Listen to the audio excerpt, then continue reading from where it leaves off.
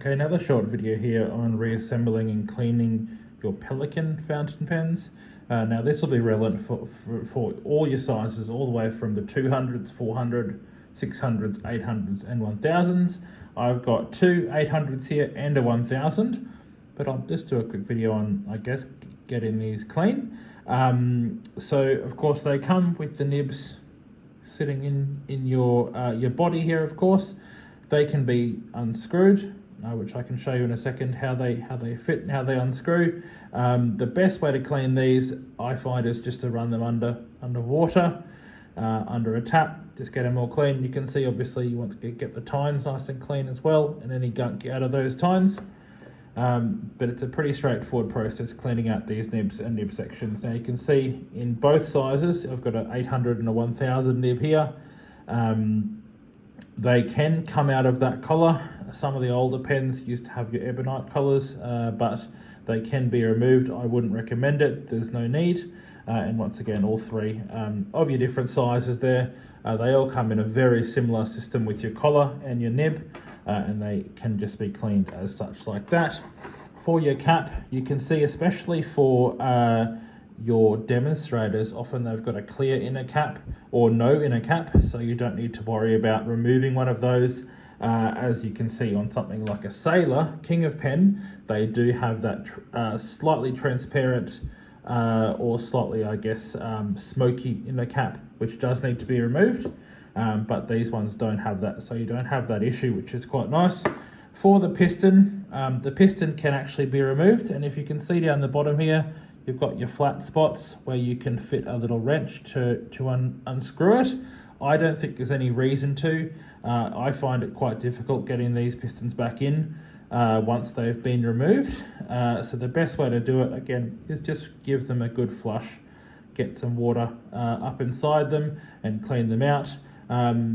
You shouldn't have a lot of issues with water getting behind there. You can see though, if you look on this end, there is a bit of water around there, so I'll just give that a bit of just get a tissue and just get in there, cleaning out any water that sort of sits in there. There shouldn't be too much, and often I find if you can leave it to dry overnight or for a period of time, it'll just help obviously dry that any water that's still in there, but that should be quite good now. So they're very, very easy pens to clean, the Pelikans, which is why I have three, because I quite like them.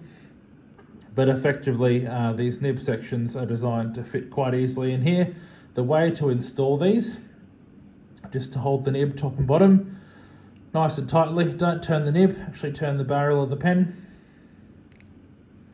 and it should sit quite nicely in there. Now, of course, one of the great things about your Pelikan pens is, especially in your 800 line, you can actually switch around these nibs as you want, so you can have a couple of different sizes and the ability to switch them around as you need them. But they're designed to be very easy pens to use and very, very easy pens to clean. And you can see, because you've got that very transparent inner cap, especially on your demonstrators, you can see the nib inside the pen once it's capped, which I think is a really lovely feature. And again, why I like the Pelikans, they're very, very high-end pens. Now, similarly, again, this is an 805 in the Ocean Swell. Same idea, hold the nib, turn the barrel, that'll sit on quite nicely there. And of course, put your cap back on it as well. Ocean Swell, of course, is a very, very pretty pen in the Pelikan lineup.